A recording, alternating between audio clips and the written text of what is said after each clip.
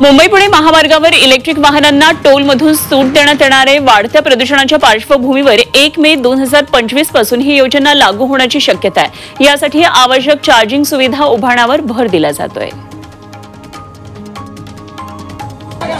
पुण्यामध्ये वाहनांची तोडफोड करणाऱ्या गुंडांची पोलिसांनी धिंड काढली। वैदवाडी परिसरामध्ये 2 गुंडांकडून 12 वाहनांची तोडफोड करण्यात आलेली होती। या प्रकरणात वानवडी पोलिसांकडून 2 गुंडांना अटक केली। त्यांनी ज्या परिसरामध्ये गाड्यांची तोडफोड केली आहे तिथेच या गुंडांची धिंड काढण्यात आली। पुण्याच्या राजगुरुनगर जवळच्या गावातील अल्पवयीन मुलीच्या अपहरण आणि अत्याचार तसंच निर्घृण हत्या केल्याप्रकरणात संताप व्यक्त करण्यात आला। रात्रीच्या वेळी नागरिकांनी आरोपीच्या घरासमोर आक्रोश केला। घरासमोरचा ट्रॅक्टर पेटवून घराला आग लावली। घराच्या खिडकीतून आगीचे बोळे आत फेकले। यावेळी नराधमाला फाशी झालीच पाहिजे अशी मागणी करण्यात आली। पुण्यातल्या जुन्नरमध्ये वाढत्या तापमानाचा कोथिंबिरीच्या पिकाला मोठा फटका बसलाय। कोथिंबिरीचं नुकसान झाल्यानं उत्पन्नामध्ये आता घट झाली आहे। शेतकरी आर्थिक संकटात आहे।